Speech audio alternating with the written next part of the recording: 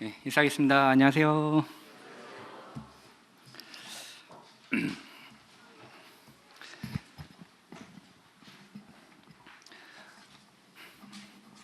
네, 아무것도 안 하고 싶다.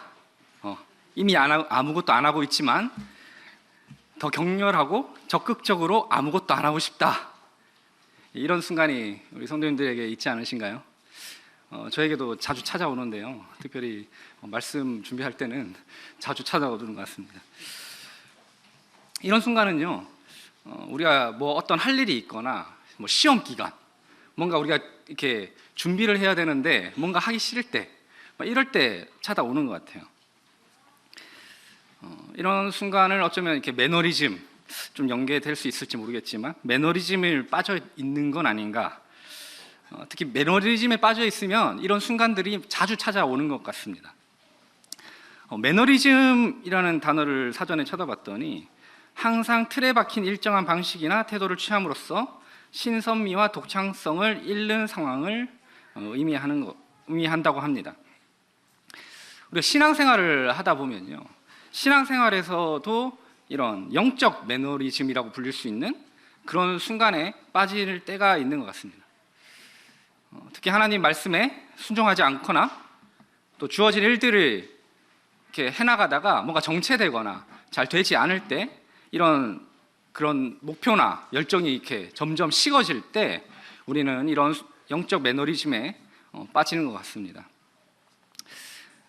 제가 영적 매너리즘에 자주 빠져봤던 그런 경험자로서 이 말씀을 준비하는데 상당히 도움이 되었습니다.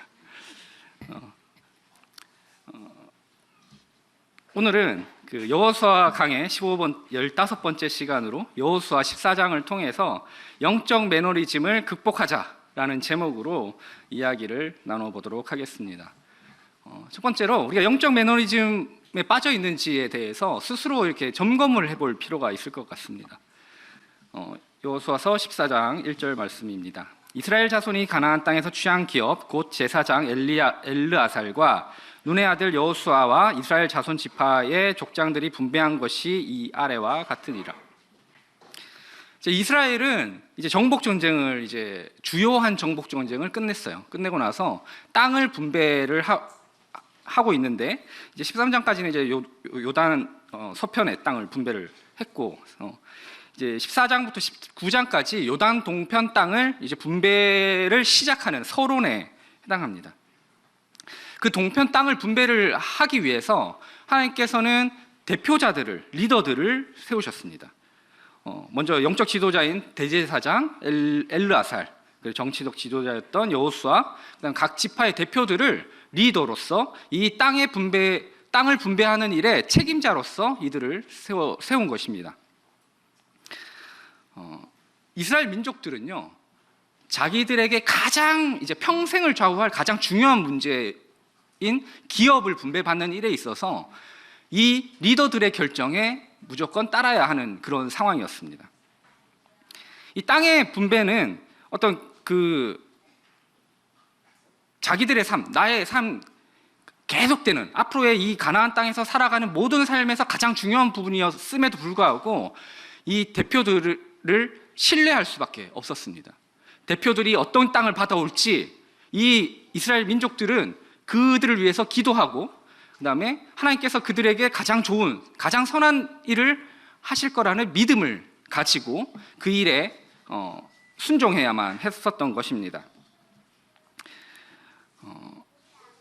어떤 땅을 받든지 그것이 자기들이 어떤 개개인의 이익과 상당한 연관이 있었을 테지만 가장 중요했던 것은요, 하나님이 세우신 리더들을 통해서 결정되어진 그 땅에 대해서 우리에게 가장 좋은 것이구나라고 인정하고 신뢰해야 하는 것이었습니다. 영적인 리더는 하나님께서 세우셨습니다.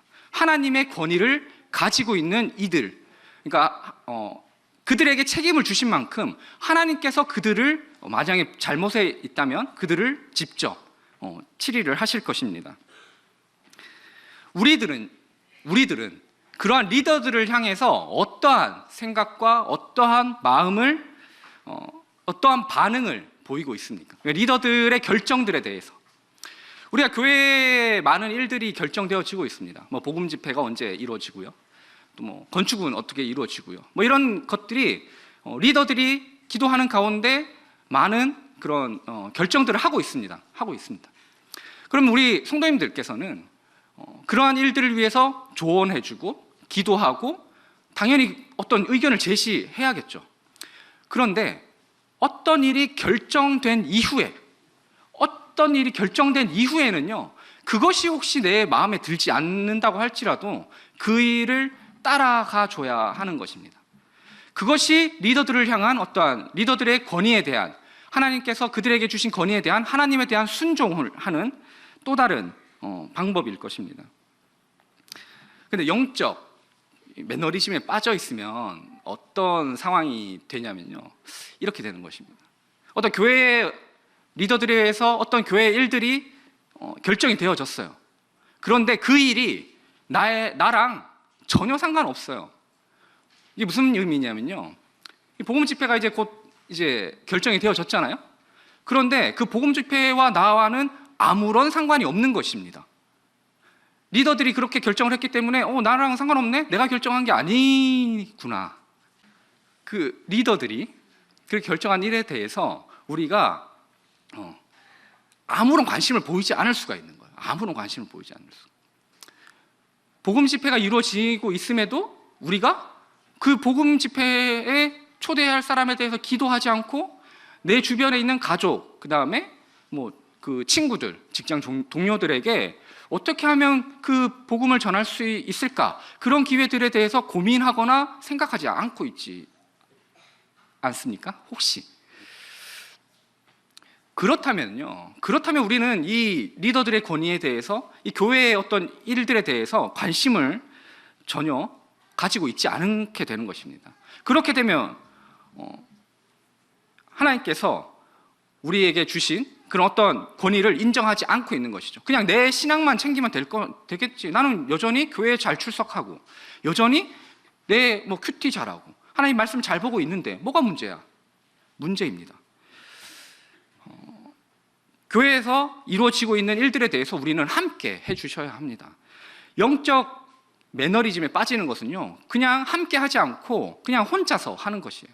혼자서 하고 있을 때 그러면은 혼자서 하면요 어떻게 되냐면 어떤 영적인 일들을 혼자 이렇게 자기의 신앙을 지키기 위해서 혼자 합니다.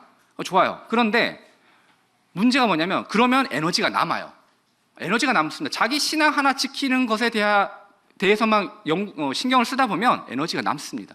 그럼 그 남는 에너지를 어디에 쓸까요? 나의 유익과 나의 발전과 나의 어떤 그 이득을 위해서 사용하게 될 것입니다. 그렇게 하지 말라는 얘기가 아니라, 어쨌든 중요한 것은요, 우리가 하나님께서 주신 권위, 그 권위를 가진 이들의 결정에 대해서 어떤 반응을 하고 있느냐, 그것을 한번 스스로 점검을 해볼 필요가 있을 것입니다.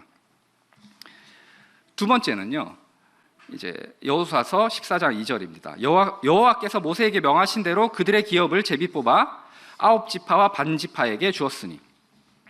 또 민수기서 26장 54절에서 56절 말씀인데요, 수가 많은 자에게는 기업을 많이 줄 것이요 수가 적은 자에게는 기업을 적게 줄 것이니 그들의 계수함을 입은 수대로 각기 기업을 주되 오직 그 땅을 제비 뽑아 나누어 그들의 조상 지파의 이름을 따라 얻게 할지니라. 그 다소를 물론하고 그 기업을 제비 뽑아 나눌지니라.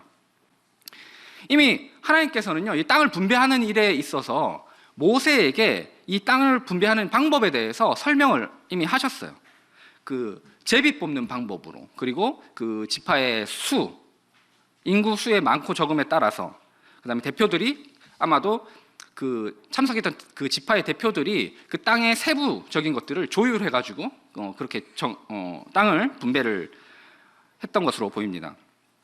이 제비뽑기를 한다는 의미는, 제비뽑기 해보셨잖아요. 이렇게 뭔가 이렇게 막 뽑는데 그것은 이제 하나님께 달려있다라는 것을 이스라엘 민족이 인정을 하는 행동이었습니다. 그게 무슨 의미냐? 이런 거죠.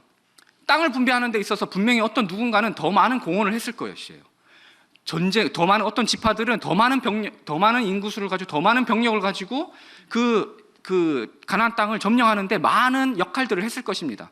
또 어떤 이들은 또 싸움을 잘해가지고 한 명 이렇게 상대하는 게 아니라 10명, 100명 막 이렇게 상대할 수 있었던 능력이 있었을 것이에요. 그런데 땅을 분배하는 기준에 있어서는 그러한 그 사람들의, 이스라엘 민족들의 공은 아무런 영향이 없었습니다. 이 땅을 분배하는 문제가 하나님께서 계획하시고 하나님께서 이스라엘 민족들에게 은혜로 나누어 준다라는 의미를 가지고 있습니다. 그냥 하나님께서 선물로 나눠 주신 것이라는 것입니다. 그러면 그 기준되는 것은 무엇이냐? 그 땅을 분배하는 데 있어서 기준되는 어떤 것은 하나님이 이미 모세에게 말씀하셨던 그 말씀을 기준으로 땅을 분배를 했던 것입니다. 하나님의 말씀이 이 이스라엘 민족에 있어서 이 땅을 분배하는 그 기업을 분배받는 데 있어서 최고의 기준이었던 것 같아요. 그런데 이스라엘 민족은 이 기준에 대해서 아무런 어떤 불평이나 불만이 없었던 것 같습니다. 그들은 그 말씀에 순종해서 당연히 그렇게 해야지라고 인정을 했던 것 같아요. 하나님께서 당연히 그 제비뽑기에 개입하고 있을 것이다, 개입한다라고 온전한 순종, 믿음을 보였던 것 같습니다. 그들의 기업을 분배받는 데 있어서 최고의 기준, 그들의 삶의 기준에 있어서 최고의 기준은 바로 하나님의 말씀이었던 것입니다. 우리의 신앙을 한번 돌아보면 좋을 것 같습니다. 한 5년 전으로만 한번 돌아가보면 상상을 한번 해보십시오. 내 5년 전의 나이가 30대, 30대 좋을 때입니다. 30대였던 것 같아요. 5년 전에 비해서 그럼 나의 신앙은 더 나아졌는가, 더 발전해 있는가를 한번 생각을 해봤는데 나쁘지 않은 것 같아요. 예전에는 하나님의 말씀을 받아 반응을 거의 하지 않았거든요. 그냥 하나님을 그냥 지식적으로 섬기고 지식적으로 이해를 했었는데, 지금은 어떤 제 삶에 하나님의 말씀이 이렇다라고 여겨지면 그것이 싫음에도 불구하고 최대한 아멘으로 순종하려고 노력하는 모습이 저에게 있습니다.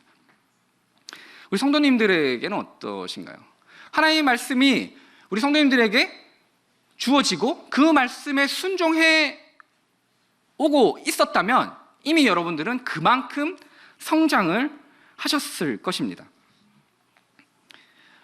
문제는 이럴 수도 있을 것 같아요. 이 영적 매너리즘이라는 것에 빠져버리면요, 이 하나님의 말씀이 저에게 들려지지만 그것은 저에게 전혀 영향을 주지 않습니다. 그러면 어떻게 될까요? 하나님과의 관계는 항상 그 위치에 있는 거예요. 하나님과 가까워질 수가 없는 겁니다. 그냥 하나님의 관계를 일정 평행선처럼 유지해서 시간을 보낼 수가 있어요. 제가 해봤기 때문에 너무나 잘 알고 있습니다. 하나님의 말씀을 순종하지 않으면요, 하나님이 분명히 명백히 우리에게 말씀을 하시는데 그 말씀에 순종하지 않으면요, 하나님과 가까워질 수 없어요. 하나님과 어떠한 그 평행선을 계속 심적 싸움이라고 해야 되나요? 그런 것들을 계속해서 해나가는 것입니다. 거기에 아멘으로 순종할 때까지. 그러면요, 5년이 지나도 10년이 지나도요, 내가 하나님과 더 가까이, 하나님과 더 친밀해질 수가 없는 것입니다. 하나님과 더 친밀해질 수 없다는 얘기는요, 내가 그만큼 성장하지 못한다는 의미를 가지고 있습니다. 하나님의 말씀이 힘이 있거든요. 삶을 변화시킵니다. 우리가 하나님의 말씀으로 복음을 듣고 하나님의 말씀으로 구원을 받았잖아요. 그러면요, 그 말씀이 우리를 구원해 주었을 뿐만이 아니라 우리의 삶의 태도와 우리의 삶의 선택들을 바꾸어 주신다고요. 바꾸는 힘을 가지고 있다고요. 다만 우리가 그 하나님의 말씀을 어떻게 대하느냐에 따라서 달라지는 것입니다. 그리스도인이 세상 사람들과 다른 점이 있습니다. 세상 사람들과 다른 점. 그것은요, 세상 사람들은 하나님의 말씀을 그냥 지식적으로 습득을 합니다. 그런데 그리스도인들은요, 이 하나님의 말씀을 들으면 이것을 삶에 적용을 시키는 사람들입니다. 그냥 지식적으로 내가 하나님의 말씀을 연구하고 지식적으로 더 많은 수준의 말씀들을 아는 것이 아니에요. 물론 그게 중요합니다. 근데 그 아는 만큼 내 삶에 그 말씀을 적용을 시킬 수 있는가? 이것은 전혀 다른 문제입니다. 내가 10가지를 아는 것보다 2가지, 1가지를 알아서 그 한 2가지를 내 삶에 직접 적용시켜서 내 삶을 변화시킬 수 있는가가, 그러하고 있는가가 내가 영적 매너리즘에 빠져 있는가, 그렇지 않은가를 판단하는 좋은 기준이 될 것 같습니다. 세 번째, 내가 영적 기준에 빠져 있는지에 대해서 자가검진해 볼 세 번째는요, 우리에게 주어진 역할에 대해서 나의 반응은 어떠한가입니다. 여호수아서 14장 3절부터 4절 말씀입니다. 두 지파와 반 지파의 기업은 모세가 요단 저편에서 주었으며 레위 자손에게는 그들 가운데서 기업을 주지 아니하였으니 요셉 자손은 므낫세와 에브라임의 두 지파가 되었음이라. 이 땅에서 레위 사람에게 아무 분깃도 주지 아니하고 오직 거할 성읍과 가축과 재물을 들만 줄 뿐으로 이스라엘 자손이 여호와께서 모세에게 명하신 것과 같이 행하여 그 땅을 나누었더라. 땅 분배는요, 철저하게 하나님의 계획에 의해서, 하나님의 의도에 의해서 이루어졌습니다. 하나님께서는 요셉의 두 아들에게 두 지파의 분을 땅을 나누어 주었고요. 레위 지파에게는요, 별도의 땅을 기업으로 주지 않았습니다. 이 레위 지파에게는 어떤 역할을, 특별한 역할을 하나님께서 맡기셨습니다. 그리고 땅을 분배를 받는 다른 각 지파들에게는요, 그 땅을 분배받은 지역을 가서 남아있는 가나안 종족들을, 그런 민족들을 내보내야 하는 그런 역할을 주었습니다. 하나님께서 어떤 일들을 맡기셨다는 거죠. 그냥 거저주는 것이 아니라 어떤 역할들을 이렇게 나누어 줬다는 겁니다. 하나님께서요, 우리에게도 분명히 어떤 역할들을 나누어 주셨습니다. 하나님께서 교회를 우리 기업으로 주셨거든요. 기업으로 주셨고, 누구나에게나 하나님께서 주신 은사를 가지고 있습니다. 그래서 우리는 그 은사를 가지고 교회를 섬기고 교회를 발전시키고 나가야 하는 것입니다. 이 주신 은사를 통해서 우리는 교회를 섬길 수가 있는 것인데 어떠신가요? 교회 일을 하다 보면 이런 얘기를 많이 듣습니다. 내가 기쁨으로 교회 일을 하는 것이 아니라 무슨 회사에 업무를 하나 더 하는 것 같아요. 뭐 이런 얘기들을 하고 있잖아요. 어떤 책임감에서 나온 말이라고 생각이 되어집니다. 저도 그런 느낀 적이 있었고, 하지만요, 그런 생각을 든다는 것은 영적 매너리즘의 초입에 있다, 내가 영적 매너리즘에 빠져가고 있는 그 순간이다 라고 생각되어질 수 있을 것 같습니다. 이 교회에서 이루어지는 일이 기쁨으로 되어지지 않고 어떤 업무적으로 되어진다는 얘기는 어떤 의미가 있냐면, 내가 교회에서 하는 일의 가치가 세상에 어떤 내가 다른 일을 하는 것보다 가치를 낮게 평가할 때 그런 일들이 이루어지거든요. 그 얘기는 뭐냐면, 내가 정말 좋아하는 일을 하지 말라고 해도 정말 좋아하는 일을 그냥 하잖아요. 뭐 유튜브를 보거나 TV를 보거나 우리가 좋아하는 드라마를 보거나 그냥 시간 맞춰가지고 빨리 가서 봐야 돼 막 이렇게 하잖아요. 그런데 이 일이 교회에 내가 섬기는, 내가 잘하는 은사를 가지고 섬기는 그 일이 어떤 업무적으로 변하고 어떤 이렇게 좀 하기 싫은 일이 되어져 버리고 막 지치는 일이 되어져 버린다는 것은 뭐 그런 일이 일어나지 말라고 말씀드린 게 아니라 일어나는데 어쨌든 위험 신호가 생겼다는 말씀을 드리고 싶은 겁니다. 영적 매너리즘에 빠져가고 있는 그 위험 신호, 그 신호가 바로 내가 하고 있는 일들을 어떻게 하고 있는가, 어떤 마음으로 하고 있는가에 따라서 이 신호를 우리는 분별해낼 수 있어야 할 것입니다. 이 영적 매너리즘이라는 것은요, 우리 문제가 뭐냐면 이 영적 매너리즘에 빠지지 않을 수는 없어요. 뭐 우리가 번아웃이 되기도 하고 뭐 어쨌든 지치기도 하고 하니까 영적 매너리즘에 안 빠질 수는 없습니다. 그런데 영적 매너리즘의 문제는 뭐냐면요, 우리를 성장시키거나 발전시키지 않고 항상 그 자리에 머물게 하는 게 문제예요. 하나님을 불러서 하나님 저 이랬어요, 하나님 막 이렇게 친하게 막 지내야 되잖아요. 우리의 그리스도인의 삶은 그래야 되는데도 불구하고 하나님을 찾지 않습니다. 그냥 하나님은 그 자리에 계신 거예요. 나도 그냥 이 자리에 있어요. 그냥 하나님은 하나님대로 살아가고 나도 나대로 살아가는 것입니다. 영적 매너리즘에 빠지면요, 그렇게 시간을 보내게 되는 것이에요. 그것이 문제입니다. 그래서 우리는 이 영적 매너리즘을 극복해내야 합니다. 그 극복할 수 있는 첫 번째 방법은요, 하나님을 온전히 따르는 삶을 살아야 합니다. 여호수아서 14장 6절에서 8절 말씀입니다. 때에 유다 자손이 길갈에 있는 여호수아에게 나오고 그니스 사람 여분네의 아들 갈렙이 여호수아에게 말하되 여호와께서 가데스 바네아에서 나와 당신에게 대하여 하나님의 사람 모세에게 이르신 일을 당신이 아시는 바라. 내 나이 40세에 여호와의 종 모세가 가데스 바네아에서 나를 보내어 이 땅을 정탐케 함으로 내 마음에 성실한 대로 그에게 보고하였고 나와 함께 올라갔던 내 형제들은 백성의 간담을 높게 하였으나 나는 나의 하나님 여호와를 온전히 쫓았으므로.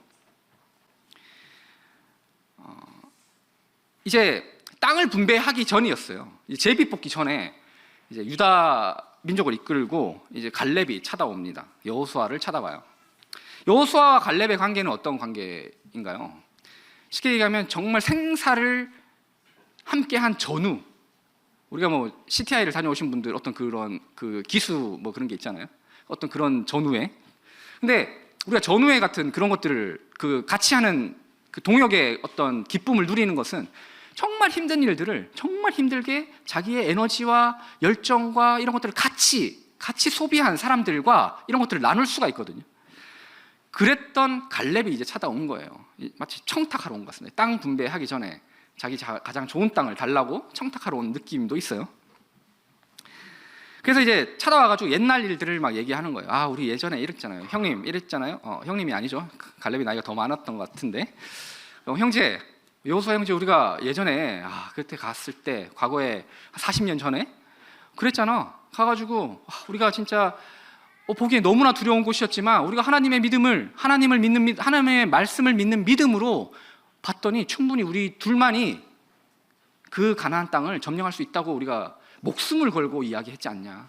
그런 얘기들을 하면서 이제 예전 이야기들을 상기시킵니다. 하나님께서 이 갈렙과 여호수아에게 해주셨던 약속, 너희가 밟는 그 땅, 출애굽기 3장 8절에 보면 말씀이 있죠. 이 땅을, 가나안 땅을 너희에게 출애굽기에서 주기로 이미 약속을 하셨는데, 그리고 이 갈렙에게도 또 다른 약속을 해주셨던 것 같아요.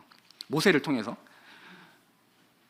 갈렙과 여호수아가 두 사람만이 이 가나안 땅에 들어왔잖아요. 나머지 동시대의 사람들은 다 광야에서 죽었습니다. 근데 이제 갈렙과 여호수아만이 이 축복의 땅으로 들어왔는데, 갈렙에게 특별히 또 네가 밟는 땅에 대해서 주겠다라고 약속을 하셨던 것 같아요.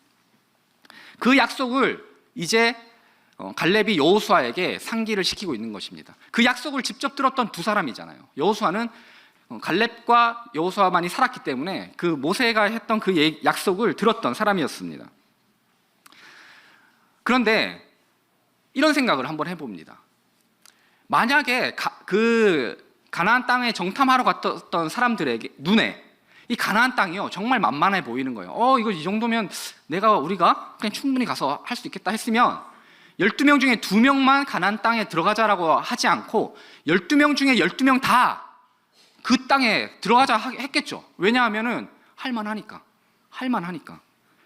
내 눈에 볼 때 그 땅을 충분히 우리의 능력으로 충분히 그 땅을 점령할 수 있겠구나라고 판단되어졌다면 아마 12명 중에 대다수가 들어가자고 했을 것입니다. 그런데 들어가 봤더니 가나안 민족은 거인 민족이었어요. 그래서 엄청 싸움도 잘하게 생겼고, 그들의 성읍은요 엄청 튼튼했습니다. 우리가 여리고성을 보셨지만 여리고성이 함락될 수 있는 성이 아니었습니다.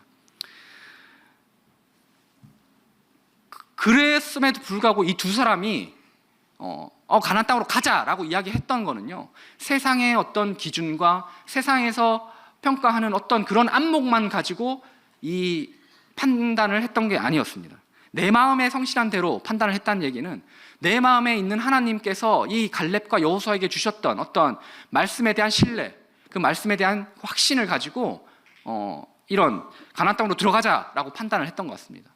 그들의 눈에 보이는 것만을 가지고 판단을 했으면 절대 그렇게 해서는 안 되는 일이었죠. 이 갈렙은요, 이 하나님 말씀에 대한 확신과 믿음으로 이 시대를 살아갔던 것 같습니다.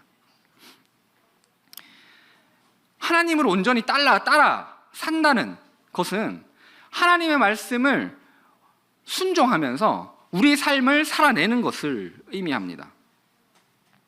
세상의 기준이요, 우리 삶을 공격할 수도 있어요. 세상의 기준에 우리가 두려워할 수도 있습니다. 세상 사람들은 모두 이렇게 살아가는데 우리는 하나님의 말씀대로 살아가려고 하다 보면 답이 안 나올 수가 있어요. 답이 안 나오는 경우가 있습니다. 답답하잖아요, 그죠? 그럼에도 불구하고요, 우리가 이렇게 살았으면 좋겠습니다. 하나님 말씀에 대해서 성령님의 인도하심에 따라서 담대함으로 이 세상을 마주쳐 나갔으면 좋겠습니다. 그것이 하나님께서 우리에게 주신 어떤 숙제예요. 이 숙제를 그대로 받았으면 좋겠어요. 갈렙과 여호수아에게도 가나안 땅을 점령하는 일은 답이 나오지 않는 일이었어요. 그런데 하나님이 일할 공간을 그들은 가졌던 것입니다. 우리 삶에서도요, 우리의 능력과 우리의 시간과 우리의 에너지는요, 한계를 가지고 있습니다. 그죠? 우리 육아하시는 분들 많이 계신데 집에 가서 우리가 애를 보고 나면 어느 순간 저녁이고 밥 먹어야 되고, 또 밥 먹고 또 애를 보고 나면 또 밥 먹어야 되고, 또 애를 보고 나면 또 이제 자야 되는 시간이에요.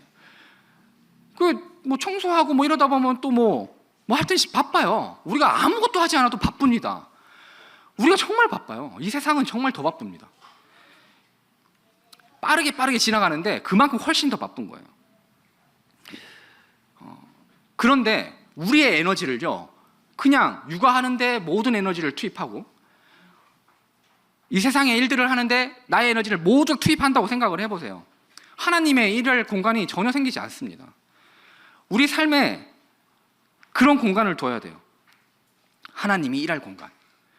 내가 그 힘든 가운데에서 정말 아기가 잠시 그 젖병을 빨고 있는 그 5분이라는 시간에 내가 3분 동안 하나님 말씀을 읽는 그 처절한 싸움. 힘들겠죠? 그런데 그런 처절한 싸움을 하다 보면요, 처절하게 하나님을 섬기다 보면요, 하나님을 의식하고 하나님이 그 3분 동안의 꿀 같은 나에게 그 주신 말씀으로 육아를 하는데 신경질과 스트레스가 아니라 정말 놀라움과 감사와 기쁨으로 할 수도 있지 않겠습니까? 제가 육아를 잘 안 해봐가지고 이런 말씀 예시를 드리는 게 좀 이상한데, 어쨌든 중요한 것은요, 그러한 힘든 가운데 있음에도 불구하고 하나님께서 일할 수 있는 공간을 우리 삶에 의도적으로, 힘들지만 의도적으로 만들어내 놓으셔야 한다는 것입니다. 그래야 우리가 영적 매너리즘이라는 것에 빠지지 않아요. 두 번째 영적 매너리즘에 극복할 수 있는 두 번째 방법은 믿음의 선한 싸움을 싸워야 합니다. 여호수아 14장 9절입니다. 그날에 모세가 맹세하여 가로되 내가 나의 하나님 여호와를 온전히 쫓았은즉 내 발로 밟는 땅은 영영이 너와 내 자손의 기업이 되리라 하였나이다. 이 약속을 주셨던 거예요. 내 발로 밟는 땅은 영영이 너와 내 자손의 기업이 되리라 하였다. 내 발로 밟는 땅, 하나님께서 갈렙에게 네가 그 땅을 들어가서 그 땅을 취하는 것에 이미 허락을 하셨어요. 그리고 이것은 네 것이야 라고 말씀을 해주셨습니다. 그런데 갈렙에게도 할 일이 있었어요. 갈렙도 그 땅을 가서 밟았어야 하는 것입니다.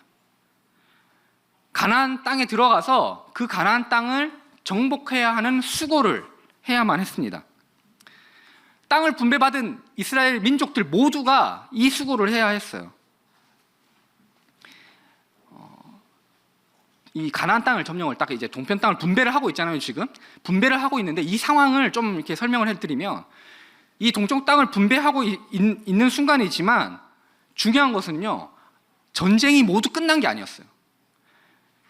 어떤 조직적으로 주요한 전력들은 다 이스라엘 민족들이 다 이겨서 이제 그들이 조직적으로 반항을 할 수 없었지만 이렇게 군데군데에 여전히 가나안 족속들이 민족들이 남아 있었습니다.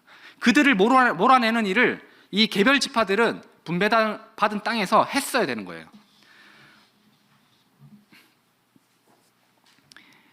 그렇게 가나안 세력들과의 그 간헐적인 전투를 계속해서 해야만 했습니다.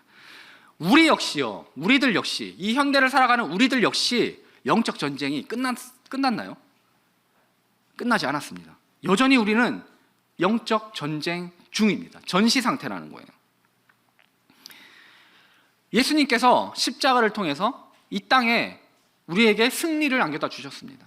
우리를 구원하셨을 뿐만 아니라 우리가 승리할 수 있는 모든 여건을 만들어 놓으셨어요. 우리가 해야 할 일은요, 그 승리, 예수 그리스도의 십자가를 바탕으로 하는 그 승리를 이제 취하러 나가기만 하면 되는 것입니다. 이미 결과는 정해져 있어요. 우리의 승리, 예수 그리스도의 승리, 우리의 승리가 정해져 있습니다. 결론은 지어져 있어요. 우리는 하나님의 말씀에 순종하면서 반응하면서 그 영적 싸움을 해 나가기만 하면 되는 것입니다. 그럼에도 불구하고 이게 쉽지가 않습니다. 왜 그럴까요?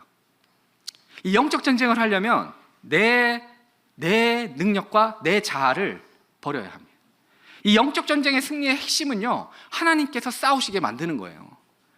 그런데 내 속에 있는 내 자아는요, 내가 해야지, 내 건데, 내가 할 수 있는 건데? 라고 우리에게 이야기를 하고 있습니다. 그러면 그 전쟁은요, 승리할 수가 없어요. 이길 수가 없습니다. 우리 자녀들을 한번, 자녀가 없으신 분들은 본인 스스로가 한번 생각을 해보세요. 우리 자녀들이 어떻게 자랐으면 좋겠습니까? 어떤 사람으로 자랐으면 좋겠냐? 자, 1번은 이겁니다. 선교사로 가서 선교 지역에서 하나님의 일들을 평생 하면서 가난하지만 행복하게 열정을 가지고 살아가는 삶. 어떠신가요? 뭔가 바로 아멘이 되시나요? 두 번째는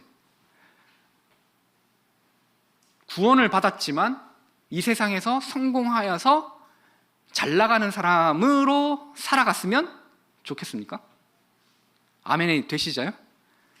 저는 아멘이 되더라고요.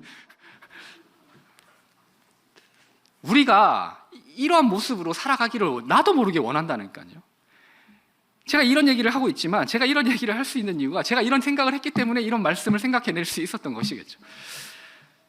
저도 마찬가지로 저도 구원을 받았으니 이제 하나님을 위해서 헌신해서 더 살아가야지가 아니라 이제 구원을 받았으니 이 세상에서 좀 더 이제 나의 유익을 좀 취하면서 그냥 그걸 가지고 하나님 앞에 좀 더 드리면 좋지 않을까?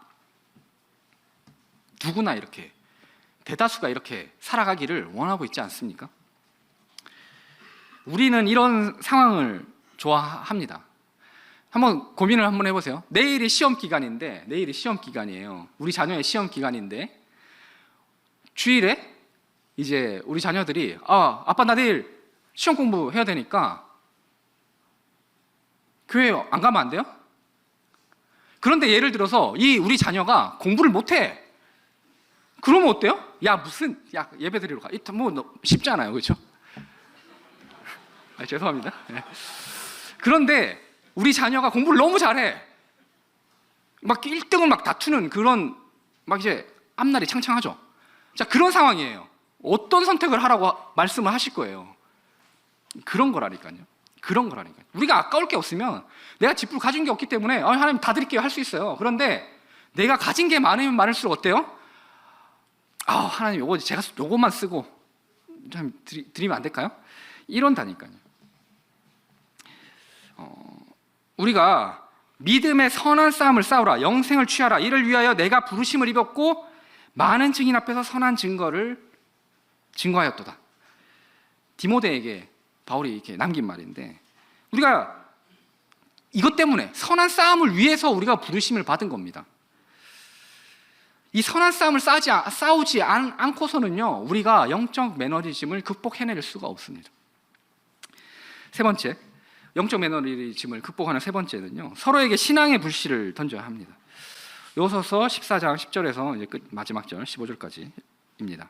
이제 보소서 여호와께서 이 말씀을 모세에게 이르신 때로부터 이스라엘이 광야에 행한 이 45년 동안을 여호와께서 말씀하신 대로 나를 생존케 하셨나이다. 오늘날 내가 85세로 모세가 나를 보내던 날과 같이 오늘날 오히려 강건하니 나의 힘이 그때나 이제나 일반이라 싸움에나 출입에 감당할 수 있사온즉 그날에 여호와께서 말씀하신 이 산지를 내게 주소서.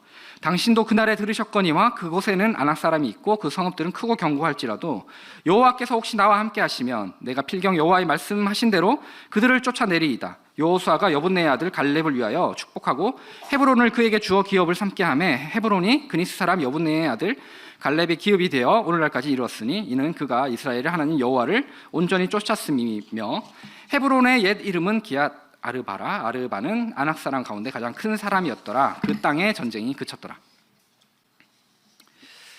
갈렙이 여호수아를 아까 찾아왔었는데 결론은 헤브론 땅을 나에게 달라라고 요구하기 위함이었어요. 청탁인 줄 알았는데 알고 봤더니 신앙의 도전이었습니다. 갈렙의 나이가 여기 몇 세라고 나오냐면요, 85세라고 나와요. 85세. 40년 전에 40년 동안 여호수아와 같이 동역을 했던 아까 그 엄청난 그 친분을 자랑하는 그런 관계였겠죠. 여호수아의 동역자로서 계속해서 이 가나안 땅의 전쟁을 지휘를 했던 것입니다. 40년이 지났다고요. 40년이 지났어요. 85세. 뭐 나이가 문제가 아니라 40년 동안 이 갈렙은 자기의 사역을 완수했다고도 표현할 수 있을 것 같아요. 하나님께서 이 갈렙에게 주셨던 소망, 그 사명을 그는 완수했다고 표현해도 무방할 나이였습니다. 충분히 그의 역할을 다한 것이었습니다. 스스로가 생각해도 이 정도면 내가 하나님의 일들을 완수했지. 하나님의 일을 내가 열심히 했구나 라고 생각할 수도 있었을 것 같아요. 그리고 주위에 있는 다른 이스라엘 다른 사람들도 당연히 그 훌륭한 리더였어 라고 이야기할 수 있었을 것 같습니다. 그런데요, 이제 나와가지고 하는 얘기가, 이 동역자에게, 이 여호수아에게 나와서 하는 얘기가 뭐냐면, 내가 아직 못한 게 있는데 내 마음에 계속 걸리는 게 있었는데, 이 아낙 자손들, 내가 그 40년 전에 저 땅을 내가 보고 저들을 물리치겠다고 내가 이스라엘 민족들 앞에서 이야기를 했는데 내가 아직 저거를 이루지 못했어. 그러니 저 땅을 나에게 줘서 내가 그 일을 이루게, 나에게 저 땅을, 헤브론 땅을 나에게 줘 라고 여호수아에게 이야기를 하는 것입니다. 하나님의 약속을 이야기하면서. 아낙 조선이 이렇게 엄청나게 큰 그런 네피림이라고 이제 속설로는 얘기도 있고, 네피림 들어보셨죠? 어쨌든 되게 덩치가 크고 강력한 자손이라고 나옵니다. 그리고 하물며 그곳은요, 평지도 아니고 산지였어요. 이 산지를 내게 주소서. 다 아시잖아요. 산지였습니다. 평지가 땅값이 훨씬 비싸잖아요. 나 같으면 비싼데 달라고 할 것 같은데. 근데 이 갈렙에게는요, 중요했던 것은요, 그런 어떤 세상적인 가치관이나 기준이 아니었어요. 그에게 완수하지 못한 어떤 그 사명을 완수하는 것이 더 목표였던 것 같습니다. 당시 이스라엘은 어떤 상황이었냐면, 그러니까 아까 땅을 분배받아서 가서 싸워내서 나머지 가나안 민족들을 내보내야 된다, 그러는 상황이었는데 아무도 잘 이렇게 움직이지 않았어요. 왜냐하면은 굳이 그들과 싸우지 않아도 내 삶이 편안했었던 것 같아요. 전쟁이 간헐적으로 이루어졌지만 전쟁이 마치 지금 우리 상황과 비슷할 수 있습니다. 그냥 간헐적으로 이루어지는 상황이었지만 그렇다고 저들을 내보내지 않아도 그 이스라엘 민족들이 그 기업을 차지하는데 전혀 문제가 될 것이 없었어요. 그러니까 전쟁이 계속해서 길어졌던 것 같습니다. 영적인 어떤 그 전쟁이 정체가 계속해서 되었던 그런 순간이었던 것 같아요. 그럴 순간에 갈렙이 내가 가장 힘든 가장 내보내기 어려운 아낙 자손을 물리쳐 낼 테니까 나에게 그 땅을 주세요 라고 이 모든 이스라엘 민족들 앞에서 어떤 자신의 신앙 도전을 선포한 것이죠. 이 이스라엘 민족들에게 어떤 신앙의 불씨를 던져준 것입니다. 신앙의 불씨. 저는 이것이 영적 매너리즘을 극복하는 가장 큰 힘이라고 생각합니다. 신앙의 불씨. 우리의 교회는 지금 어떠한 순간인가요? 너무나 잘해왔습니다. 지금까지 너무나 잘해와서 너무나 안정적이에요. 우리의 자녀들이 잘 자랄 수 있는 환경이 되었고요. 우리의 성도들이 배울 수 있는 환경이 되었고요.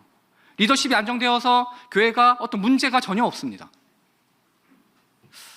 그런데요, 뭔가 2% 부족한 것 같은 그 아쉬움은 저만 느끼고 있는 걸까요? 뭔가 2%가 좀 부족한 것 같아요.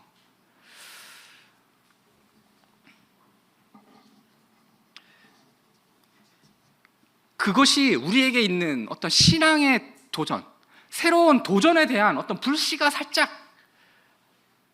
없는 건 아닐까? 왜냐고요? 그냥 이 상태로 가만히 있으면요, 내 신앙생활을 하는 데는 전혀 문제가 없습니다. 안 그런가요? 우리의 신앙을 유지하는 데는요, 전혀 문제가 될 게 없어요. 내 신앙을 지키는 일, 다른 작은 교회들처럼 어떤 문제들에 쌓여서 교회 가면 스트레스 받고 이럴 게 전혀 없잖아요. 그냥 내 편한 신앙을 유지하는데 전혀 문제될 게 없습니다. 너무나 좋잖아요. 그런데 여기에 만족해서는 안 되는 것 같아요. 우리가 이런 환경을 만드는데 엄청난 고생을 하셨고, 선배님들이 엄청난 고생을 하셨고 엄청나게 노력을 해주셨습니다. 그런데 이 환경을 누리기만 하면요, 결국은 우리 자녀들 세대 가면 이 환경이 엄청나게 어려질 수 있습니다. 우리는 계속해서 하나님을 믿는 믿음으로 영적인 도전을, 영적인 불씨를 계속해서 지펴나가야 하는 것이에요. 이 영적 매너리즘을 극복하는 최고의 해결책을 생각을 해봤는데, 저에게 있어서 최고의 해결책은요, 무엇이었냐면 바로 사람이었습니다. 사람. 바로 내 옆에 있는 옆 사람, 지금 옆에 있는 계신 분, 그리고 나. 영적 매너리즘을 극복할 수 있는 가장 큰 해결책이 바로 나입니다. 내가 변해야 합니다. 내가 변해야 돼요. 만약에 옆에 계신 분이 영적 매너리즘에 빠져 있잖아요. 그것은 누구 책임이다? 내 책임입니다. 왜? 이런 거예요. 내가 하나님을 향한 하나님을 향한 열정을 숨기고 있어. 그럼 옆에 사람도 나를 보고 어떻게 할까요? 저 사람도 안 하니까 나도 안 해야지. 그 불은 확 번져 나갈 거예요. 확 번져 나갈 겁니다. 그런데 내가 정말 놀라운 신앙의 도전을 하는 모습을 딱 했어. 그럼 옆에 있는 사람은 어떨까요? 저 친구가 그런다고? 나보다 신앙의 그 10배도 얼마 안 되는 저 친구가 그런다고? 약간 좀 자존심도 상하면서, 그러면서 나에게도 어떤 도전이 되어질 것입니다. 그럼 어떻게 될까요? 나도 그 영적 도전을 시도하게 될 것입니다. 그 영적 도전의 불씨가 막 번져 나갈 것이에요. 우리는 어떤 선택을 해야 될까요? 내가 가만히 있는 것으로 우리의 옆에 있는 분의 영적 신앙의 불씨를 막 끌 수가 있는 거예요. 우리가 가만히 있는 것만으로 그 일을 할 수가 있는 거예요.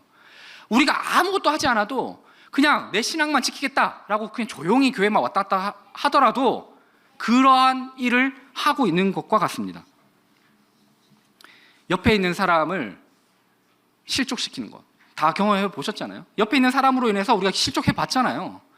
나는 옆에 있는 사람에게 실족시키는 그런 분이 되지 않고 옆에 있는 사람의 신앙을 세워주는 우리 모두가 되면 좋지 않겠습니까? 우리의 영적 도전을 같이 한번 해보면 좋겠습니다. 문제는 영적 도전을 하면 어려움이 옵니다. 문제가 생겨요. 금전적으로 손해를 봅니다. 삶이 괴로워질 수도 있어요. 어때요? 같이 하시겠습니까? 그런데요, 그 영적 도전으로 인해서 우리에게 얻는 이익이 딱 하나 있어요. 딱 하나 있는데, 우리 삶의 가장 큰 복이신 하나님께서 우리와 함께 해 주실 것입니다. 놀라운 경험, 그 경험을 해나가실 수 있을 것입니다. 우리가 한계라고 설정해 놓은 지금 이 상황을 깨는 일, 이 상황을 깨는 일을 시작해 나가면 좋겠습니다. 어떤 게 더 좋은 삶일지를 한번 생각해 보시고, 내가 그 어려움을 오는 것을 두려워해서 피하지 마시고, 하나님과 나와 함께 하는 것으로 모든 것들이 상쇄되어진다는 것을 우리가 다시 한번 인식해 나가면 좋겠습니다. 여호수아서 14장 12절에 이런 말씀이 있습니다. 여호와께서 혹시 나와 함께 하시면 내가 필경 여호와의 말씀하신 대로 그들을 쫓아내리이다. 이 말씀이 우리 삶에서 이루어지기를 소망합니다. 기도하겠습니다.